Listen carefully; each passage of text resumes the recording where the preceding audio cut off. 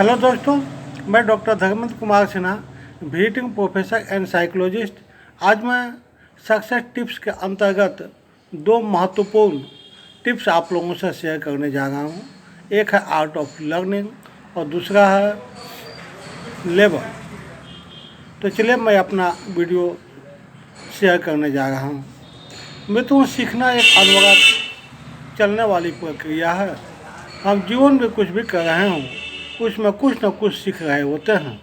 कभी अप्रत्यक्ष दिखता है तो कभी अंतर्चेतना में ही एकत्रित होता रहता है और समय आने पर किसी दुर्लभ प्रतिभा के रूप में प्रकट होता है। जब आप उन्हें और व्यवस्थित करने का, परिष्कृत करने का ढंग सीखते जाते हैं तो गलतियाँ कम होती है।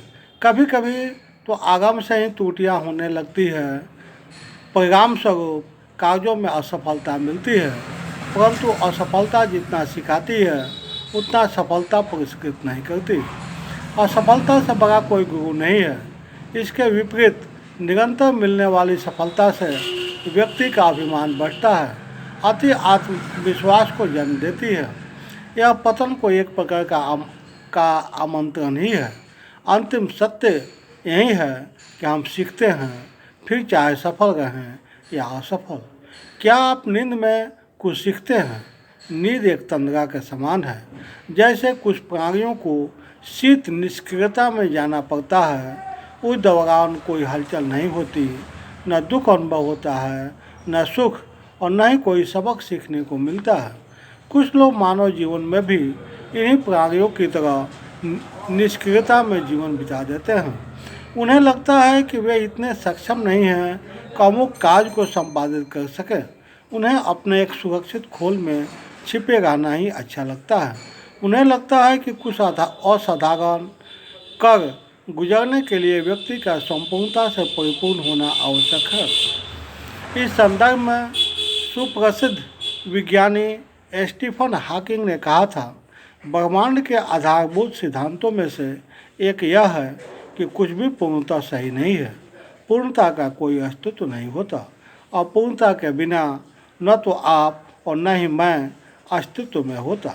अतः सीखने के पथ पर बिना सफलता या असफलता की परवाह किए आगे बढ़ते चले जाना ही विकास का मूल मंत्र है।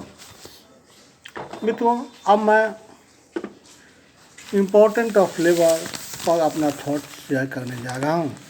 मित्रों, मेहनत कश इंसान जाग उठा, लो धरती के ख्वाब जगे, वो मिट्टी सोना हो जाए जिसमें हमारा हाथ लगे। गीतकार शैलेंद्र ने दशकों पहले यह नगमा लिखा था।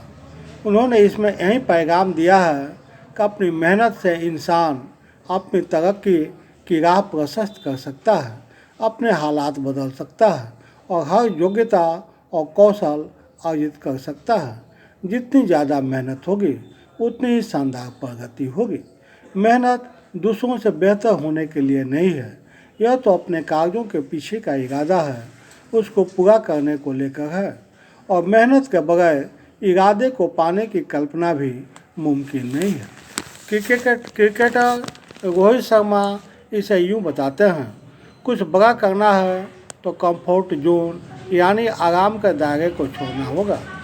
याद रखिए, कुदरती प्रतिभा एक स्तर पर तो पहुंचा सकती है, लेकिन आगे का सफ़र केवल और केवल मेहनत से तय होता है। यानी मेहनत को निरंतरता चाहिए, पहले कुछ हासिल करने के लिए, फिर उस हासिल को कायम रखने के लिए। इसके लिए हर हालत में आलस्य का त्याग करना होगा। दौड़ में हारने के बाद खरगोश ने कछुए से पूछा, तू तो इतना छोटा है, धीमा चलता है, फिर कैसे जीत गया? कछुए ने सहजता से कहा, जादू मेरी मेहनत का है। बस इस बोध कथा का संदेश यही है कि बिना रुके थके मेहनत जारी रखिए, क्योंकि मेहनत का बीज हमेशा अंकुरित होता है। विलियम शेक्सपियर तो इस हद तक कहते हैं कि दूसरों से ज़्यादा काम और मेहनत सफलता का मूल मंत्र है। सो कड़ी मेहनत का कोई विकल्प नहीं है। इसके लिए जब तक जाग रहे हैं बस जुटे रहें। इंसान अक्सर भाग्य को कोसता हुआ दिखता है, लेकिन ऐसा करते हुए वह भूल जाता है कि भाग्य तो उसके हाथों में है। मेहनत करने का ढेर सारा आत्मबल इंसान के भीतर कूट कूट कर भरा हुआ है, जो दिखाई तो नहीं देता पर उसकी ताकत असीम है। इसलिए अपने यकीन पर दाव खेलिए। नुकसान तब होता है जब कोई पर्याप्त मेहनत नहीं करता है।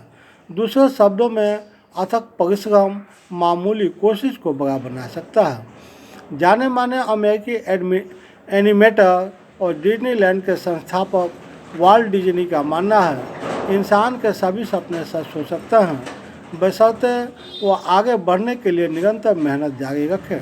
इसलिए कुछ पाना है तो मेहनत करने से पीछे मत हटिए। बकौल फ्रांज काफ्का, ईश्वर तो अखरोट तो देता है लेकिन फोड़ कर नहीं। मेहनत तो मिले अखरोट को तोड़ने में भी लगेगी। जिसने इस राज को समझ लिया उसे सफल होने से भला कौन रोक सकेगा। मित्रों, कैसे लगे विचार? यदि अच्छे लगे हों तो इसे आप अपने जीवन में इस्तेमाल करें, क्योंकि कोई भी विचार चाहे कितना भी अच्छा हो वो तब तक आपके लिए लाभदायक नहीं हो सकता जब तक कि आप उसे अपने जीवन में इस्तेमाल नहीं करते हैं।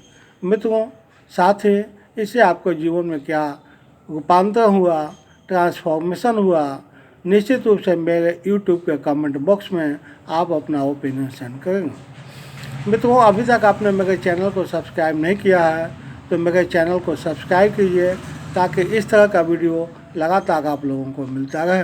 अंत में आप मेरे वीडियो को देख रहे हैं, समय दिए इसके लिए so many thanks to you.